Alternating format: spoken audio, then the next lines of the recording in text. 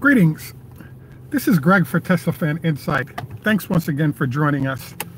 Today's talk focuses on three areas. The first is, should you take delivery on your stock from Tesla? The second issue is, we look at, there's a vehicle called the BMW M3, as well as Daimler amg line. And right now, as Tesla emerges, what's the future of those brands and controlling their market share? And then the third and final thing we do is sort of look at some of the empirical data coming off of Tesla. Let me just get a little bit of cleanup here. Whoa. Not good, but we're trying. So thanks once again for joining us. This is Greg for Tesla Fan Insight. If this is the first time on our channel, please take time to like and subscribe. If you're a repeat visitor, welcome back. Also note your like, as well as comments and support on Patreon really helps a great deal in making our channel go successful, and enables us to keep going and producing better and better content with great research. So the first part of today's talk focuses on a conversation I had with a new Patreon supporter, and I wanted to thank you for joining us. Thank you for all of you who say hello to me. I will respond to you guys at the end. There's an interesting question that came from one of our Patreon supporters, which was, is it possible that an owner of Tesla stock could prevent the use of their stock by short sellers to short Tesla? Excellent question. What's basically going on is that when you buy a stock, let's say you'll go on your computer or talk to your broker and buy a stock, and you plan to hold it long term, the company will actually, the stock brokerage firm that you're working with will actually hold your shares at their facilities. And one of the issues that comes up is when they store them, they have the right to do certain things, I believe, including allowing short sellers to use them as part of the shorting process. If you take delivery of those shares, they're no longer in physical possession of that brokerage firm, so they can't actually use those shares and loan them to short sellers, which actually hurts Tesla for those stocks to be in their hands. So I thought it was a really good question. If the hassle is that if you tell your brokerage, I want delivery of my shares, it's a hassle because you got to put them in a safe deposit box or a safe place at your home, and that is a bit of a headache. Also, you can't trade them freely. You have to return those shares in order to be able to sell them later on. So it introduces headaches for you, but it does benefit the company. If you're a long-term buy and hold type person and you tend to hold your shares for multiple years, I actually think it's an excellent question, and I think it's a legitimate consideration for you to take delivery on your Tesla shares, because that delivery takes them out of the hands of short sellers and prevents them from being used as part of the effort to destroy Tesla. Now, a lot of people might say, can people really destroy? What's fascinating to me is that I've been around the markets for 25 years, and there are a lot of really smart people that are knowledgeable of different techniques one can use to actually create havoc in terms of, using shorts and all kinds of sophisticated instruments to control stock prices. For a stock like Tesla, with about $50 billion in market cap, that's an excellent size, because if you're a hedge fund in that $2, $3, $4 billion range, you can use small amounts of money to control the movement of the stock in the short term to sort of generate returns as you choose. So I thought it was an excellent question that was posed, and I definitely think it's something that if you're a Tesla fan and want to see the company do well, that you should consider taking delivery of those shares and hanging on to them. Just make sure you put them in a safe deposit box or a non-flammable container at home, so that if a fire happens or something of that ilk, you don't end up with your shares gone, and it sort of destroys the whole purpose of taking delivery. Another option that you might want to consider is to actually write a note to your firm indicating that you do not want your shares to be loaned to anyone in the shorting process.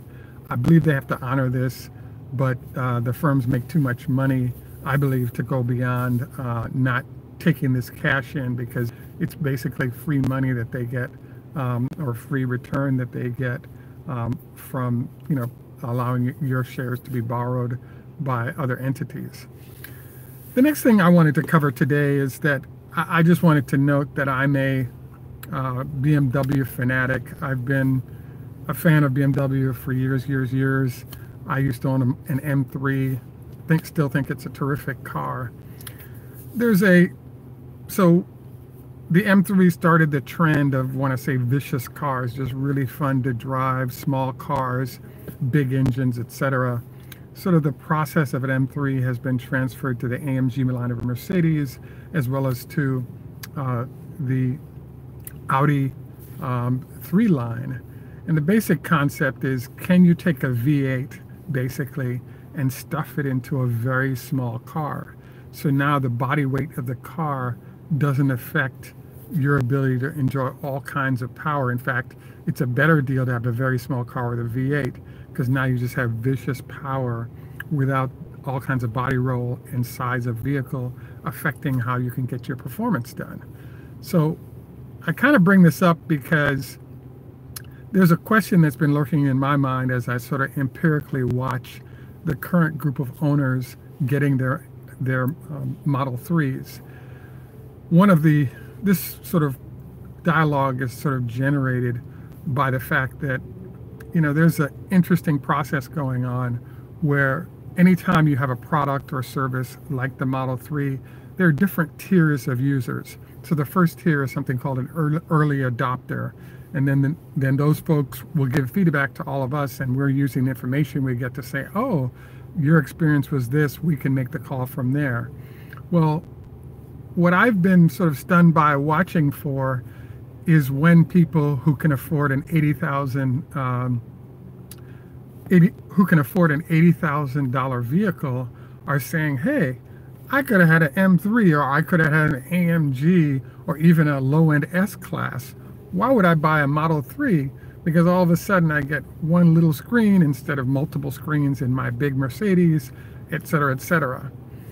Kind of the answers to this has been coming out of Europe, because what's happened is the Model S in several countries, I believe including Germany, has been outselling the big body 7 Series as well as the S-Class of Mercedes are being outsold by the Model S, and may even be at the point where they're going to eclipse all of them combined. So in Europe, I could kind of see this happening, because when you're giving free electricity, i.e. fuel, at those superchargers, and people are paying $9 a gallon, even people have the money to get an S-Class or a big 7 Series, are going to be starting to say, hey, this is a good value, plus tax credits, etc., that people have been getting.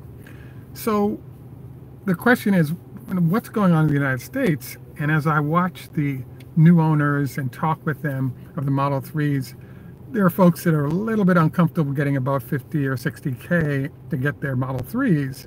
But I've seen a lot of really happy folks. And there's one teeny weeny thing that's sort of picked up, and the reason why I mentioned the M3 and the AMG right now, which is, if you take a V8 engine and you stuff it in a small car, you're still rolling at 13 miles a gallon. Between, if you're pushing the car hard, you're at 11 miles per gallon. So even with 250 fuel that we have in the United States, you got to fill that thing up, and it consumes a great deal of fuel. So one of the things we've discussed in the past is the effective cost of fuel, if you're buying electricity for your vehicle, is somewhere about $1, maybe $1.25 a gallon.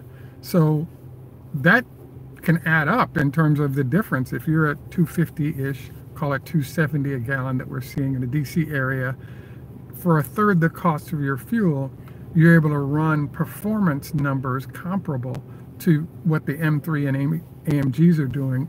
So this is that I actually saw it was placed in in Seeking Alpha.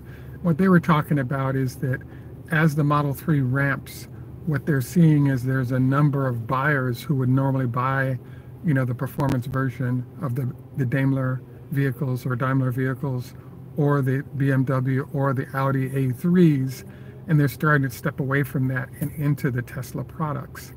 Now, this is an issue in the United States, but as Tesla bounces into Europe and other places where the effective cost of fuel is 4 times the amount, I think it could be a slaughter landslide. So I'm kind of intrigued to see as the numbers of Model 3s ramp and those markets open up. I think the market share for Tesla in the Model 3s are going to be significant. And I think it's going to really move the needle to, sort of force the hand of Daimler and others to get their act together when it comes to electric vehicles to compete with the Model 3. I also have to say a sidebar note here. I'm still surprised to see that the battery technology in terms of energy density coming from the $100,000 cars from Audi, VW, and others still isn't beating the Model S, which is a 7-year-old product. So it's a very sort of interesting situation. So anyway, I just think that this is fascinating because I was kind of expecting people at a certain point to say, we're not really interested in the Model 3 anymore because we've got all these beautiful performance elements that come from what we get when it comes to dealing with the superstar AMG and other products. But I'm telling you, once you sit in your car and you love your performance and you hit the gas a little bit and you're down to 12 miles a gallon in your V8 Model 3 or M3, we can extrapolate that to the other V8s in small cars. It's really painful to kind of embrace that. The other thing that I'm fascinated by is something I call computers are dominating the world and really messing up the auto business. In the good old days, you just bought that huge V8 engine and just rolled out there and blew everybody off the streets and had a really great time. But fuel costs are a lot higher than the 50s. And I think there's a lot of variables now that consumers are considering as they're out there purchasing, particularly if they don't have to surrender any performance and they gain other elements. The final thing I wanted to cover today is what the heck is going on with the solar panels. The data right now is that Tesla's on the verge of producing the roofing products in Buffalo that will be going in, so you can have a solar roof which attaches to the battery, which attaches to your vehicle so that you can power it up. I've been sort of casually surveying at this point at about between 20 and 30 users that are people that own Model S or X or even Model 3s to figure out what exactly they're doing. In places like California, where you have very high electricity rates, there are a few other states that this is the case. You're seeing users going with the Tesla solar panels. But what I'm fascinated by is there's a lot of situations where people are saying, hey, I'll power up my vehicle by using cheap electricity that I buy at night, and I'm not interested in the solar panels because the payback rate is too long, i.e. those solar panels aren't cheap enough to drive people's interest. I think that there are going to be buyers for the roofing as well, but you definitely have the same issue. The early adopters are diving in, and then there may be a group after that. But the nightmare right now is you have Tesla building what is at least $1 billion plant. But I'm wondering if they're going to get they're part of this challenge that they're having with Solar City is to what extent are users really jazzed about getting the solar panels rather than just getting the Powerwall products and letting that address some issues. In fact, I spoke with a gentleman yesterday who's from the mountains above Denver, and he was saying that they go out of power for a few hours a day once every month or two, particularly during blizzard periods.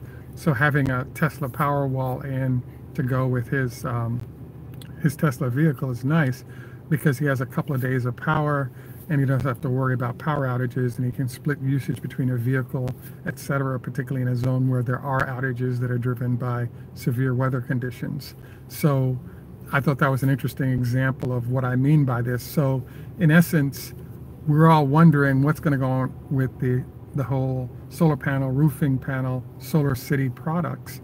because Tesla is losing their shirt on this, and it's part of the reason why the stock price is down, because they chose to purchase that company. And so I'd be intrigued to see if, do you have you gotten Tesla solar panels? Are you considering the roofing products? You know, the other problem with the roof that I've been told by one of our advisors is the roofing products are beautiful in terms of changing your roof out, but the 100-year payback on that makes it hard to get motivated for it. So, you know, some interesting data points to consider. And, you know, I thought it was worth review of some of these issues because, you know, I think it's part and parcel of understanding the Tesla story in general and understanding how and why the stock price may rise and fall. Again, wanted to thank you for all of you who said hello from South Africa, my friends there and others. Greetings and thanks for the comments regarding info shared today. Also wanted to encourage you to like and subscribe and hit the bell icon so when we're on you don't miss anything. We could also use your support on Patreon if possible, and a like definitely influences how this video is ranked, so that would be appreciated as well. Any and all comments are appreciated, and that would be also appreciated if you take time to do that. One last comment that I wanted to make came from a couple of podiatrists I met, which are foot doctors. And one of the interesting comments that was made to me is that if you're a workout type person, you want to stretch before you work out, particularly your calf area. And you also want to stretch after, because once that area gets tight, if it's not stretched out, there's a potential for damage to the plantar fasciitis, which is a nerve that extends from the back of your leg that goes under your foot. So by stretching pre and post workout, you can actually prevent injuries in this space. And it's another one of our suggested tips on the side that you might want to consider. At any rate, again, I want to thank you for taking time out. This is Greg for Tesla Fan Insight. Tschüss, German. Au revoir, French. Farvel, Dutch. Choda Hafez, Farsi. Lahit Road, Hebrew. And in Jamaica, we say, Nof respect walk good man. And thanks again for joining us. And please take time to like and subscribe. Have a great day, and bye for now.